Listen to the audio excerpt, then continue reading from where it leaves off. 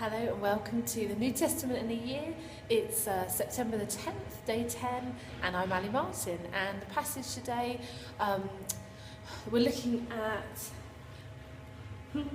Matthew 8, 23 to 9 verse 13.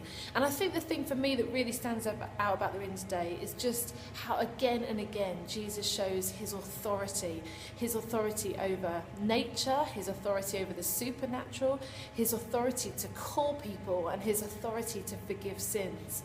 First of all, where we start today, this whole thing of Jesus' authority over nature, over the natural world.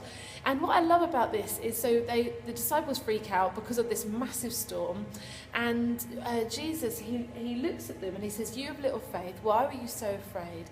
And then he speaks to the storm and he calms the storm.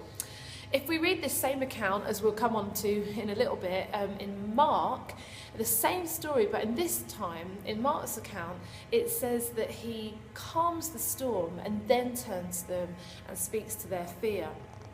And with us and all the situations that we face when we're like just calling out to Jesus, "Help, I need you," or "What's going on?" or "This feels out of control." There are times where when we pray, sometimes we feel that immediate interception where it's like he just comes in and he makes right the situation. And there are other times where the storms continue to rage around us, but instead what we know is that he is speaking to our hearts, he's calming our fear, he's addressing those places in us where we struggle to trust him.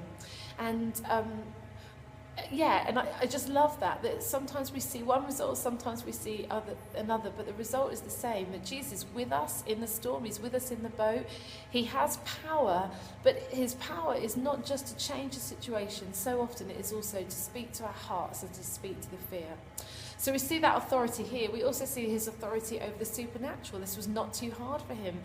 These two accounts of demon-possessed men, Jesus comes in and he deals with the situation.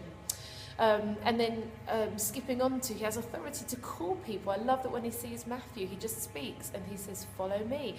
And like with the other disciples, that was enough just to hear Jesus' voice of authority. There was something in that just caused Matthew and the others just to stop what they were doing and to go after him.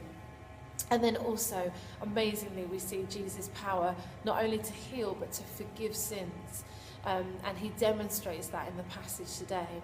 And we follow an amazing God. We follow Jesus, who is King, who has authority over circumstance, who has authority over our situation, who has authority to speak to and address our hearts, who has authority to speak to us and say, "Follow me in this, I'm calling you again, I'm calling you still, follow me," and who has ultimately in our lives authority over the power of our sin and to call us out of sin and to heal us of sin and to break the power of sin in our lives. That is the Jesus that we follow. That is the Jesus that we worship.